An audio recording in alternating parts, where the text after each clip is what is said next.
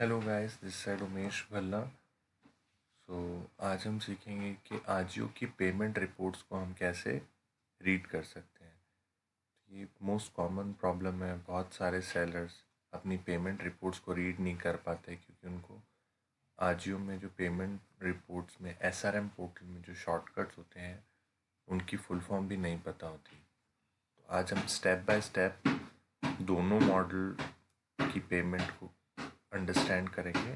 सबसे पहले हम समझेंगे कि हर एक शॉर्टकट की फुल फॉर्म क्या है और फिर हम उसको आगे एक्सप्लेन वे में समझेंगे।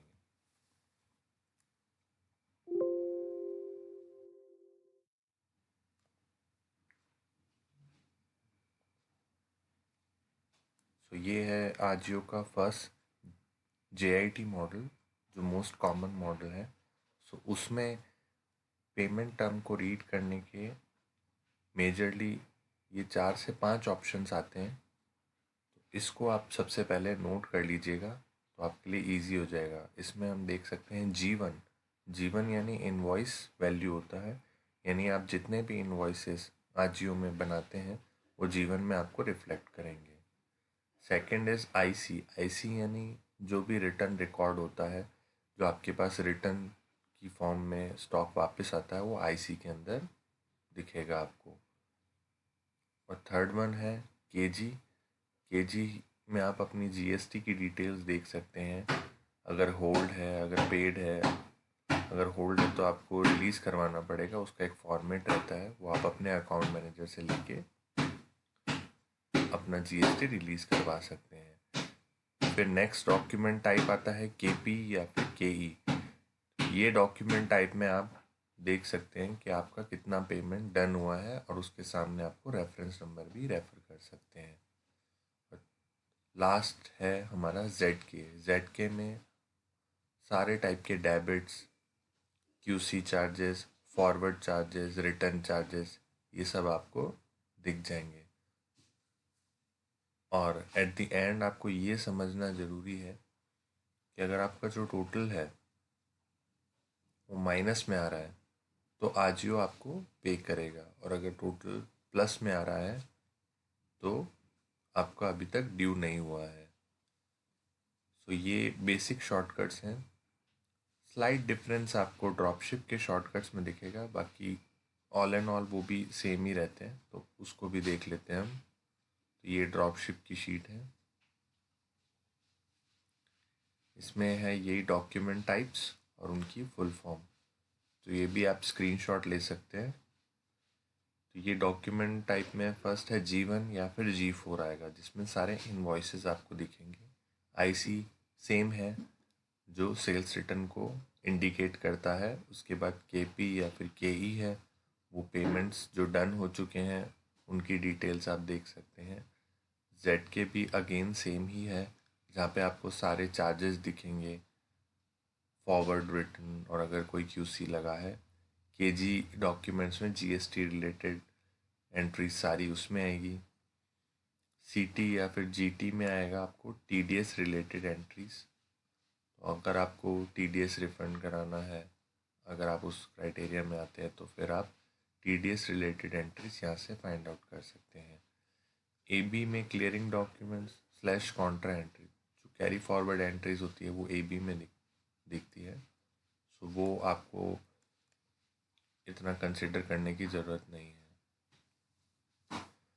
ये तो हमारे बेसिक शॉर्टकट्स थे। अब ये शॉर्टकट्स को यूज़ करते हुए हम पेमेंट शीट को कैसे रीड कर सकते हैं, उसका मैंने एक सैम्पल एग्जांपल बनाया है। आई होप आपको इससे मेजॉरिटी ऑफ क्लैरिटी आ जाएगी। Without a further delay let's move in.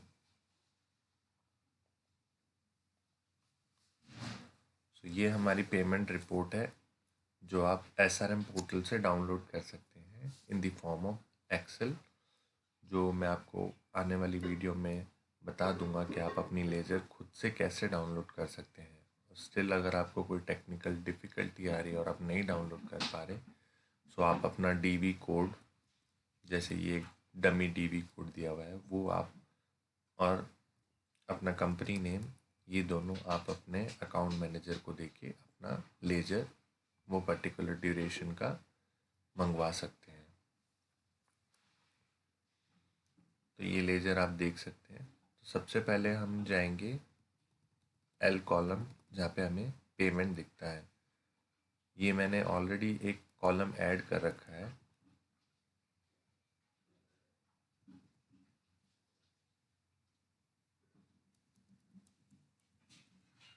Sorry, यहाँ पर हम जाएंगे एल कॉलम में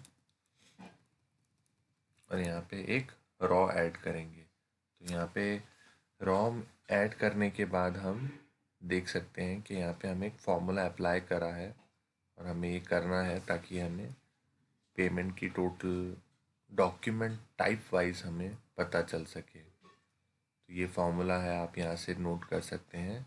इक्वल्स टू सब टोटल ब्रैकेट स्टार्ट 9 कॉमा, फिर रेंज हमने सेलेक्ट करी है L3, यहाँ से लेकर और कॉलन लगा के आखिरी तक उसको ड्रैग करके ब्रैकेट बंद करा है। यह फॉर्मूला यहाँ से आप देख सकते हैं और ये फार्मूला आप भी यूज़ कर सकते हैं। फिर ये फार्मूला यूज़ करने के बाद आपको सिंपली एंटर मारना है। अब हम डॉक्यूमेंट टाइप वाइज समझेंगे कि कैसे रिपोर्ट को रीड करा जाता है। तो सबसे पहले यहाँ पे एक फ़िल्टर लगा देंगे। आप ऐसा है तो साइड में फ़ोन में अपना डॉक्यूमेंट की लिस्ट रख सकते हैं ताकि आपको अंडरस्टैंडिंग रहे। फ़िल्टर लगाने के बाद हम जी कॉलम में जाएंगे जहाँ पे हमको डॉक्यूमेंट टाइप्स दिखते हैं। तो यहाँ पे फ़िल्टर को ओपन करेंगे। फर्स्ट यहाँ पे दिख रहा है हमें ए बी, जो मैंने आपको बताया था कॉन्ट्रा एंट्री या कैरी फॉरवर्ड एंट्रीज़ के लिए यूज़ होता है। ये फाइनेंस वाले अपने लिए यूज़ करते हैं, तो इसकी अंडरस्टैंडिंग इतनी इम्पोर्टेंट नहीं है। नेक्स्ट हम जाएंगे जीवन। जैसा कि मैंने आपको बताया था, जीवन के अंदर हम अपने कंप्लीट इनवॉइसेस देख सकते हैं। तो ये जीवन है, यहाँ पे आपको आपके इनवॉइस नंबर्स मिल जाएंगे और यहाँ पर आपको इनवॉइस का ड्यू अमाउंट दिख जाएगा।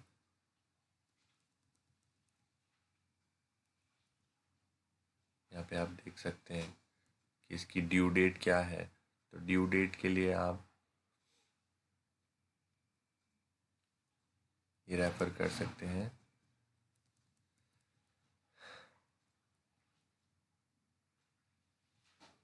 हम आपको इसके लिए मोर क्लैरिटी में समझाते हैं। जैसे आप देख सकते हैं यहाँ पे 21/4 को ये पोस्ट हुआ था, डॉक्यूमेंट बना था 18 तारीख को और ये पोस्टिंग हुआ था 21 तारीख को और इसकी ड्यू डेट बनती है 30/5/2022 को। तो यहाँ पर आपको आपकी सारी ड्यू डेट्स दिख जाएगी, कौन सा इनवॉइस कब ड्यू हो रहा है। तो ये ड्यू डेट को आप रेफ़र करके अपना पेमेंट का कैलकुलेशन कर सकते हैं।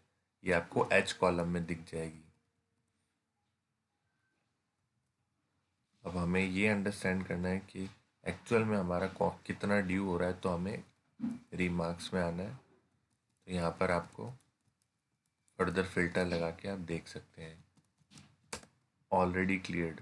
ऑलरेडी क्लियर्ड यानी इन सारे इनवॉइसेस का ऑलरेडी सेटलमेंट हो चुका है और ये आपके बैंक में भी रिफ्लेक्ट हो गए होंगे। फिर नेक्स्ट में आना है ड्यू। ये 6,43,000 रुपीज़ के इनवॉइसेस ड्यू हो चुके हैं।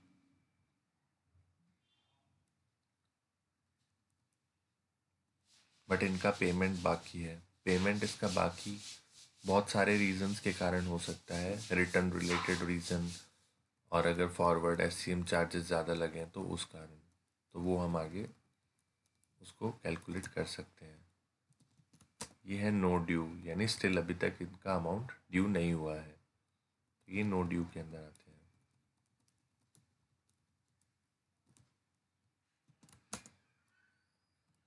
और अभी जो हमें ऊपर दिख रहा है 15 लाख के अप्रॉक्स, ये है टोटल इनवॉइस वैल्यू। तो हमने समझ लिया कि जीवन में हमें कैसे हम अपने इनवॉइसेस देख सकते हैं, उनकी ड्यू डेट हमें मिल सकती है एच कॉलम में। अगर वो क्लियर हुए हैं तो हम पी कॉलम में चेक कर सकते हैं, और ड्यू कितने हुए तो वो भी देख सकते हैं, और अगर अपकमिंग कितने ड्यू होने वाले हैं वो भी देख सकते हैं। अभी हम नेक्स्ट डॉक्यूमेंट टाइप में जाते हैं, आईसी। आईसी यानी रिटर्न रिकॉर्डेड। तो रिटर्न रिकॉर्डेड के अंदर आप देख सकते हैं ये रिटर्न का टोटल अमाउंट आ रहा है ऊपर जो प्लस में है, और यहाँ पर आप देख सकते हैं अगेन रिमार्क्स में ऑलरेडी क्लियर हो चुके हैं पी कॉलम में, और जो ड्यू है वो आगे इनवॉइस के अगेंस्ट में एडजस्ट हो जाएंगे नियर फ्यूचर। फिर जो रिमेनिंग अमाउंट बचेगा वो आपको पेमेंट के फॉर्म में मिल जाएगा। तो रिटर्न रिलेटेड एंट्रीज आपको यहाँ दिख जाएगी, और इसका डॉक्यूमेंट टाइप है आईसी। नेक्स्ट है केई। केई और इसके साथ हम एक और ले लेते हैं केपी। तो केई और केपी में आपको जो जो पेमेंट मिला है वो सारी डिटेल्स मिल जाएगी। तो आप ये शीट को पेमेंट के साथ अपने बैंक के साथ टैली कर सकते हैं, तो ये आपको टोटल अमाउंट मिला होगा।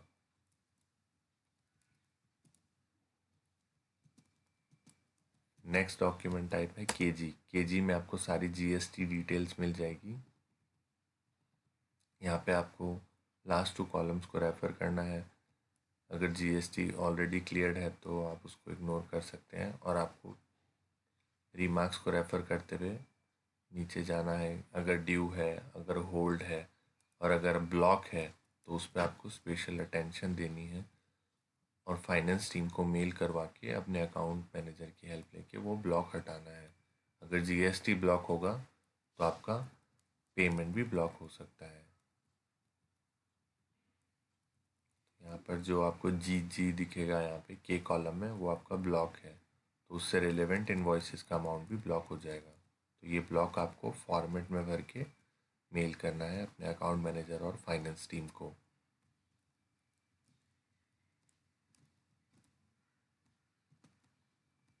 लास्ट ऑप्शन अगेन मैंने आपको बताया था ZK।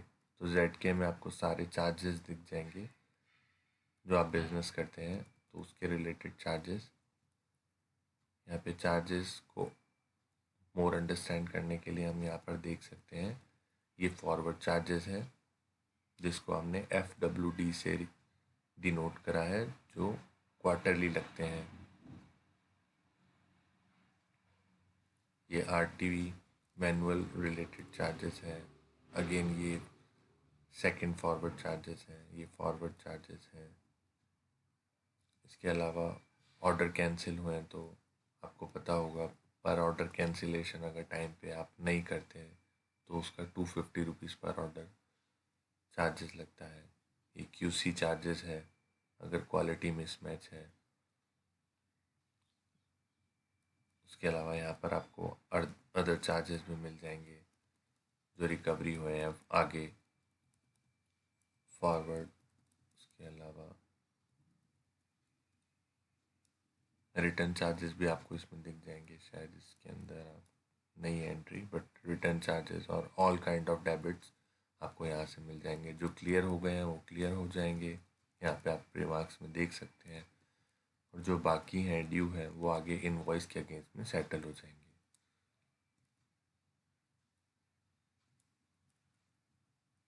सारे डॉक्यूमेंट टाइप्स आपको जी में दिख जाएंगे, वो कैसे रीड करने हैं वो आप ऑलरेडी स्क्रीनशॉट ले चुके हैं। ड्रॉपशिप की भी रिपोर्ट आपको ऐसे ही रेफ़र करनी है, बस उसके शॉर्टकट्स अलग होते हैं थोड़े से, वो आप यहाँ से रेफ़र कर सकते हैं। सो दिस इज़ इट।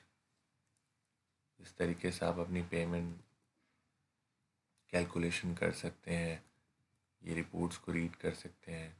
अगर फिर भी आपको कुछ क्वेरी है तो आप अपने अकाउंट मैनेजर से बात कर सकते हैं। और मेजर क्वेरी के समटाइम्स आपका पेमेंट क्यों नहीं आ रहा है तो वो अंडरस्टैंड करने के लिए आपको सिंपली अपने डेबिट काउंट करने हैं ZK जो ड्यू हैं, और उनका अमाउंट आपको ले लेना है। जैसे यहाँ पर दिख रहा है 1,38,000। फिर आप अदर चीज़ें कंसीडर करनी है। आईसी, आईसी में आपका कितना ड्यू है वो आपको कंसीडर कर लेना है। और नेक्स्ट है आपको टोटल इनवॉइसेस। इनवॉइसेस में आपके जो क्लियर हो गए हैं उनको आप इग्नोर करें, और जो ड्यू है वो ड्यू आप टोटल कर लें। इसमें नो ड्यू भी आ गए तो आप ड्यू टोटल कर लें, और उसमें से आईसी रिलेटेड और अपने चार्जेस जो ZK में आते हैं वो माइनस करेंगे तो आपको आपकी पेमेंट का कैलकुलेशन समझ में आ जाएगा। So this is it. Thank you for watching this video. I hope ये वीडियो आपको हेल्प करेगी आपकी पेमेंट टर्म्स को अंडरस्टैंड करने में। Thank you everyone again and bye bye.